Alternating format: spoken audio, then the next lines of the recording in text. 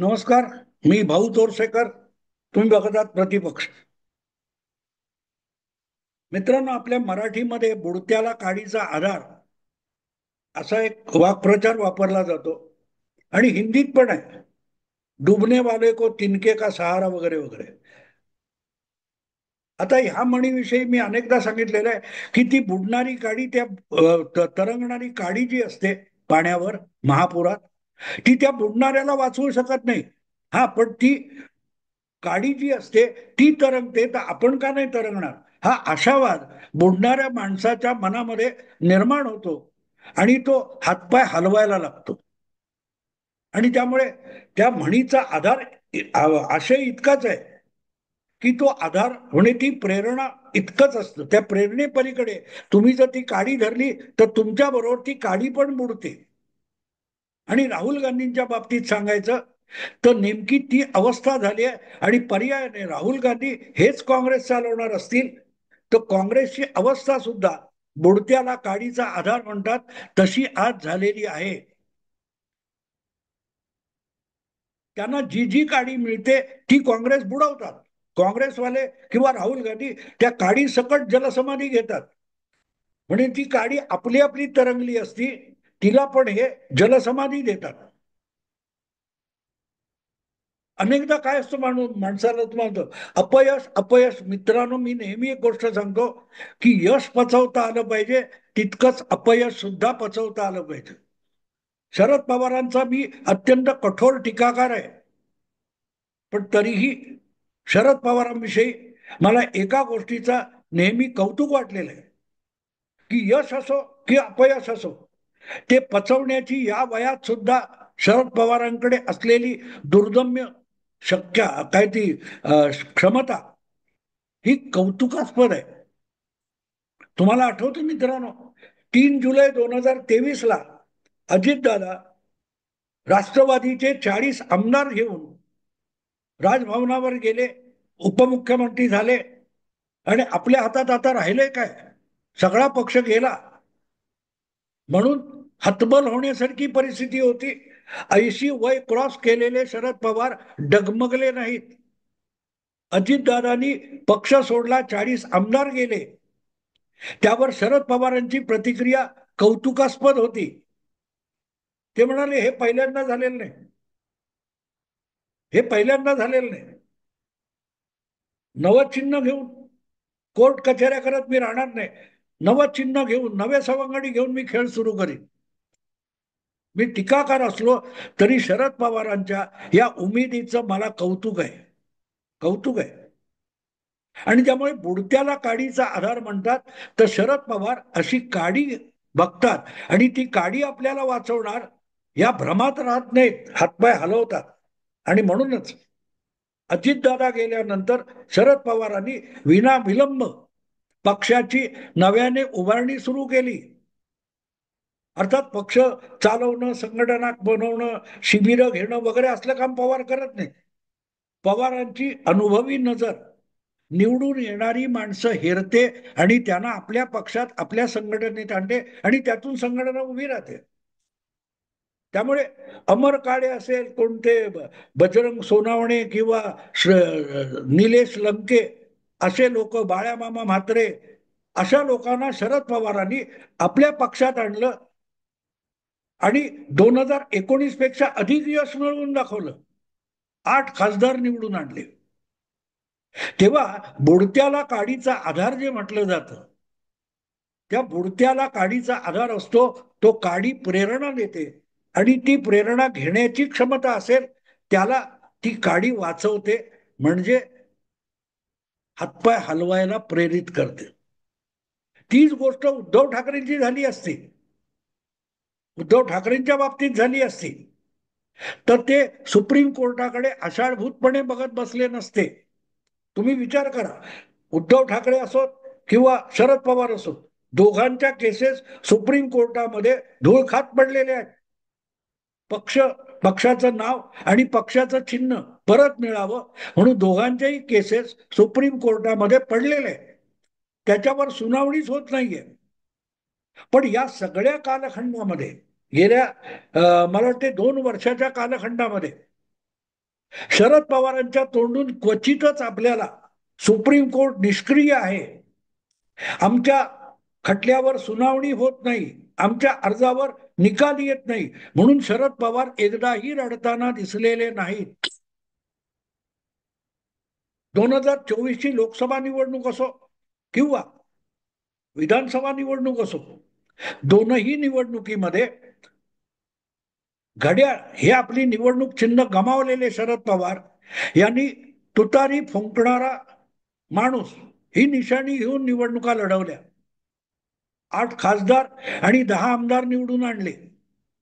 अर्थात या वयामध्ये शरद पवारांनी अख्खा महाराष्ट्र ढवळून काढावा आणि एकट्याच्या खांद्यावर 40 आमदार निवडून आणायची जबाबदारी घ्यावी, इतका अन्याय मी तरी करणार नाही. त्यांचे 8 खासदार आले, पवार लढले होते, परिस्थितीमुळे आले, ही सुद्धा वस्तुस्थिती आहे. पण पवारांनी कष्ट थांबवले नाही.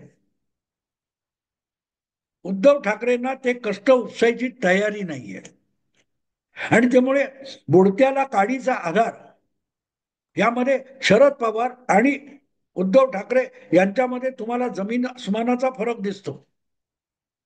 पवार प्रेरणा घेतात, काडी पकडत नाही. उद्धव ठाकरे काडी घेऊन बसतात म्हणून गेल्या 3 वर्षामध्ये रोज रोज अगदी जातील तिथे सुप्रीम कोर्ट काय करते, आमची निशाणी परत का देत नाही म्हणून आदित्य ठाकरे असोत, उद्धव ठाकरे असोत, संजय राऊत असोत, अखंड रडत बसतात.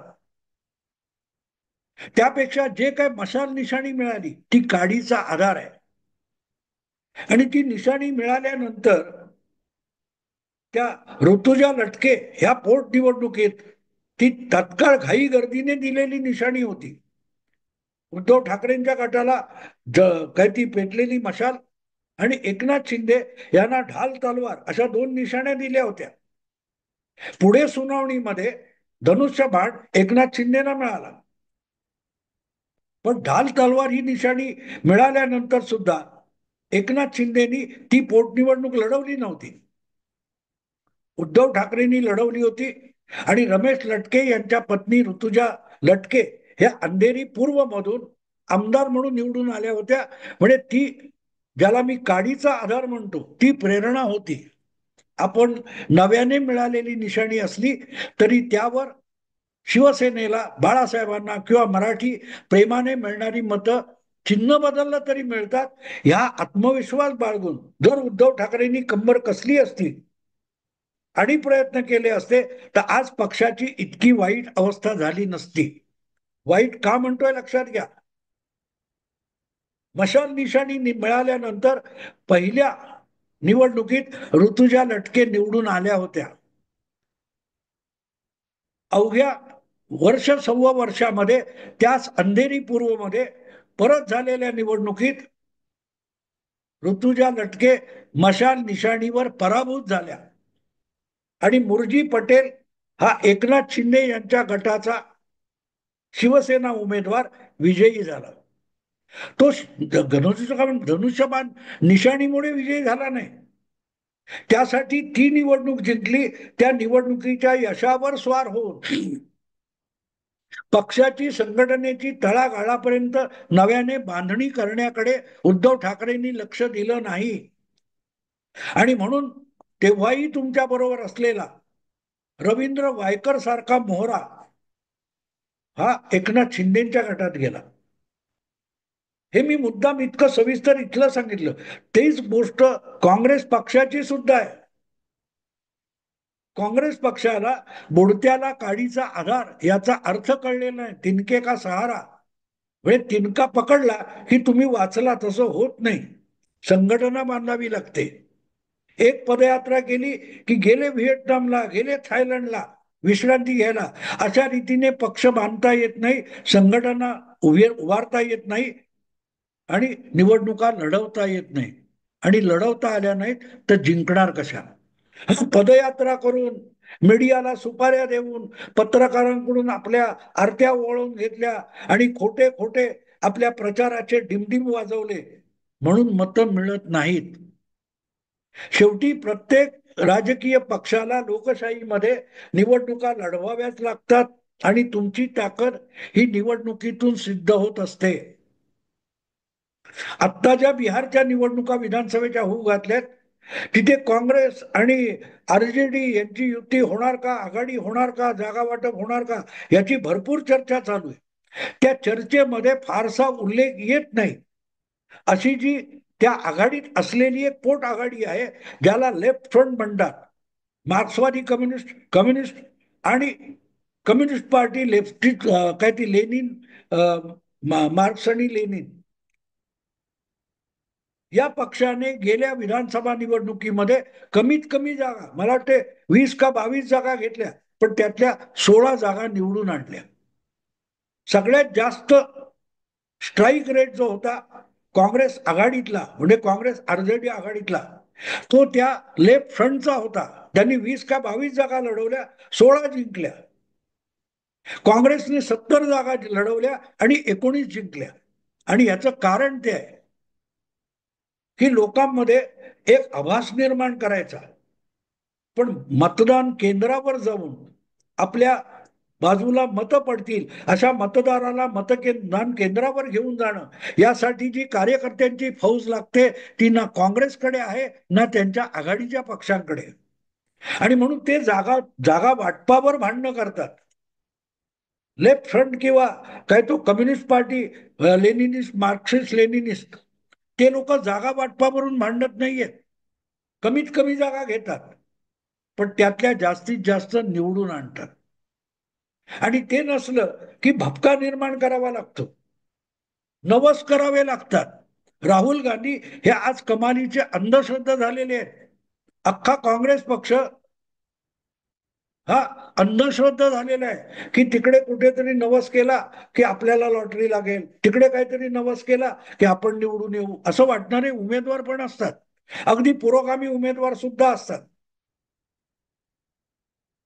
दिल्ली लगत नोएडा नावाचा जो प्रदेश आहे, तो दिल्लीला लागून असला तरी दिल्लीचा भाग नाहीये, तो उत्तर प्रदेशचा भाग आहे. न्यू नोएडा, गाझियाबाद वगैरे वगैरे. गेल्या 20-25 वर्षात, म्हणजे योगी नावाचा एक कट्टर धर्मनिष्ठ मुख्यमंत्री होईपर्यंत जवळजवळ मला वाटतं 30 वर्ष उत्तर प्रदेशचा कुठलाही मुख्यमंत्री हा नोएडामध्ये जात नव्हता. याला अंधश्रद्धा म्हणतात. आणि सगळेच्या सगळे पुरोगामी मुख्यमंत्री होते. मुलायम सिंग असो किंवा मायावती असो किंवा तुमचे अखिलेश असो, हे सगळे मुख्यमंत्री हे नोएडामध्ये जात नव्हते. कारण जो मुख्यमंत्री नोएडामध्ये जातो तो पुढची निवडणूक हरतो, अशी एक अंधश्रद्धा होती. त्या अंधश्रद्धेला धक्का देणारा मुख्यमंत्री म्हणजे योगी आदित्यनाथ आहेत. ते मुख्यमंत्री असताना सुद्धा वारंवार नोएडाला गेले, पण दुसऱ्यांना निवडून आले. असो, राहुल गांधी आज इतके अंधश्रद्धा झालेत की त्यांना कधी वाटतं की राफेल हा देव पावेल, कधी वाटतं बांगला देवी पावेल, कधी वाटतं नेपाळी देवी पावेल. म्हणून तिकडे होतं ते आपल्याकडे झालं तर मग मोदी सरकार जाईल आणि मग आपल्याला मिळेल. ते म्हणतात ना, कावड्याच्या तोंडातून काय ते शिंक्याचं सुटलं आणि बोक्याचं फावलं. म्हणजे लोणी काढलेलं असतं किंवा दही असतं, ते मडकं लटकावून ठेवलेलं असतं कौलाला. अशा वेळेला बोक्याला असे आषाढभूत असतात बोके, की ते शिंक तुटलं तर मडकं खाली पडेल आणि लोणी सांडलं की आपण खाऊ. म्हणून ती म्हण आहे, शिंक्याचं सुटलं बोक्याचं फावलं. नेमकं त्याच अवस्थेत आज राहुल गांधी गेलेले आहेत की कुठेतरी काहीतरी चमत्कार होऊन मोदी हरतील किंवा मोदी पराभूत होतील, मोदींना सरकार सोडून पळ काढावा लागेल आणि मग आपल्या हातात सत्ता येईल. इतकी आषाढभूत अवस्था काँग्रेसची आणि झालेली आहे.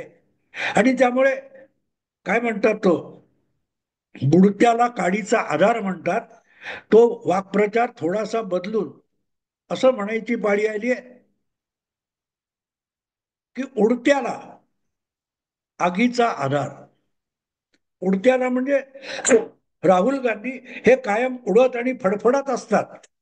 जरा कुठे काहीतरी मिळालं की त्याच्यावरून आरोपाची इतकी फैर झडतात की ते आरोपाचे पंख लावून राहुल गांधी आभाळात उडायला लागतात. वोट चोरी, वोट चोरी, वोट चोरी, ईव्हीएम मध्ये गफलत, राफेलमध्ये फ्रॉड, चौकीदार चोर, हे वेगवेगळे पंख आहेत.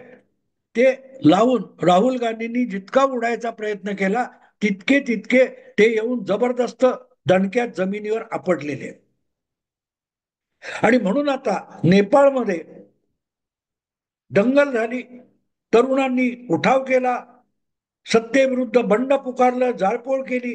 तशी जाळपोळ भारतात व्हावी यासाठी राहुल गांधी अगदी देव पाण्यात बुडवून बसलेत, नवस करून बसलेले. या देशातल्या तरुणांनी रस्त्यावर यावं आणि मोदी सरकार उलथून पाडावं. याला म्हणतात उडत्याला आगीचा सहारा. म्हणजे भारतात आगी लागल्या, दंगली पेटल्या, कायदा व्यवस्था उद्ध्वस्त झाली, अराजक माजलं, तर मग भारतात सुद्धा निवडून आलेल्या सरकारला जीव मुठीत धरून राज्यकर्त्यांना पळ काढावा लागेल. हे सगळं करताना त्यांनी एक लक्षात ठेवावं की भारतीय सेना ही इतर बंड झालेल्या देशातल्या सेनेसारखी नाहीये. भारतीय सेनेचा भारतातल्या कुठल्याही राजकीय निर्णयामध्ये ढवळाढवळ नसते. भारतीय सेना सतत नागरी नेतृत्वाच्या हाताखाली काम करत आलेली आहे. भारतीय सेनेमध्ये एकदाही कोणी राजकीय महत्वाकांक्षा असलेला अधिकारी आजपर्यंत बघायला आणि ऐकायला मिळालेला नाही. म्हणून नेपाळमध्ये आगडोंब उसळल्यानंतर लष्कराने परिस्थिती ताब्यात घेतली. बांगलादेशमध्ये, इंडोनेशियामध्ये, श्रीलंकेमध्ये जिथे जिथे अशी आग आणि दंगल पेटली तिथे तिथे लष्कराने ताबा घेतलाय. भारतात अशी परिस्थिती बिलकुल नाहीये. अर्थात ती व्हावी असा प्रयत्न अनेकांनी केलेला आहे. अगदी 2013च्या स्वातंत्र्य दिनाच्या वेळेला असा भ्रम पसरवण्याचा प्रयत्न एका दैनिकाने केला होता की मेरठच्या छावणीतून एक लष्करी तुकडी दिल्लीच्या दिशेने निघालेली आहे, अशी अफवा पसरवण्याचा प्रयत्न झालेला होता जेव्हा के सिंग हे लष्कर प्रमुख होते. असो, त्या जुन्या इतिहासात मी जात नाही. पण राहुल गांधी हे रोजच्या रोज माध्यमामध्ये उडत असतात, फुलपाखरासारखे बागडत असतात. कुठे बसायचं हे कळत नाही. आणि त्यांना अशी अपेक्षा आहे की आगी पेटल्या तर मग हे आपल्या ताब्यात येईल. ते एक विसरतात की भारताचं लष्कर असलं काही करणार नाही आणि भारतीय जनता आज तितक्या कडेलोटावर पोहोचलेली नाही. त्यामुळे तुम्हाला आगीचा आधार वाटत असेल तरीही ती आग इथे कितीही ठिणग्या टाकल्या तरी पेटणार नाही. कारण ठिणगी टाकून पेटायला ज्वालाग्राही पदार्थ जवळ असावा लागतो. कोट्यवधी लोकांची 140 कोटीच्या देशामध्ये कमीत कमी 1 कोटी लोकांची मानसिक अवस्था इतकी स्फोटक असली पाहिजे की त्यामध्ये ठिणगी पडली तरी स्फोट व्हायला आणि बघता बघता आगी पेटायला लागेल, सरकारला पळ काढावा लागेल. पण असं होत नाही. अगदी या देशावर आणीबाणी लादली गेली, तुमच्याच आजीने आणीबाणी लादली होती, तेव्हा सुद्धा या देशातल्या लोकांनी हिंसेला प्राधान्य दिलं नाही. जॉर्ज फर्नांडिस सारख्या काही नेत्यांनी बॉम्बस्फोट घडवण्याचे प्रयत्न केले होते, ते पकडले गेले, पण त्यांना जनतेचा प्रतिसाद मिळाला नाही. ती जनता 19 महिने 20 महिने लोकशाही मार्गाने इंदिरा गांधी सरकार हटवण्याची प्रतीक्षा करत राहिली. हुकुमशाहीला सुद्धा भारतीय लोकशाहीला शरण यावं लागलं आणि तो हुकुमशाह म्हणजे राहुल गांधींची आजी होती, ज्यांचं नाव इंदिरा गांधी होतं. तेव्हा बुडत्याला काडीचा आधार म्हणतात, तसा राहुल गांधींना आगीचा आधार वाटत असेल तर तो भ्रम आहे, हे त्यांनी लक्षात घ्यावं. उडत्याला फक्त जमिनीचा आधार असतो. राहुल गांधींचे पाय जमिनीला लागले तर लोकशाही मार्गाने मोदी सरकार सुद्धा बदलता येईल, पण त्यासाठी अपरंपार ढोर मेहनत करावी लागेल, जी राहुल गांधींच्या स्वभावातली नाही. असो मित्रांनो, आता थांबतो. आवडलं लाईक करा, शेअर करा आणि प्रतिपक्षाला सबस्क्राईब करा. नमस्कार.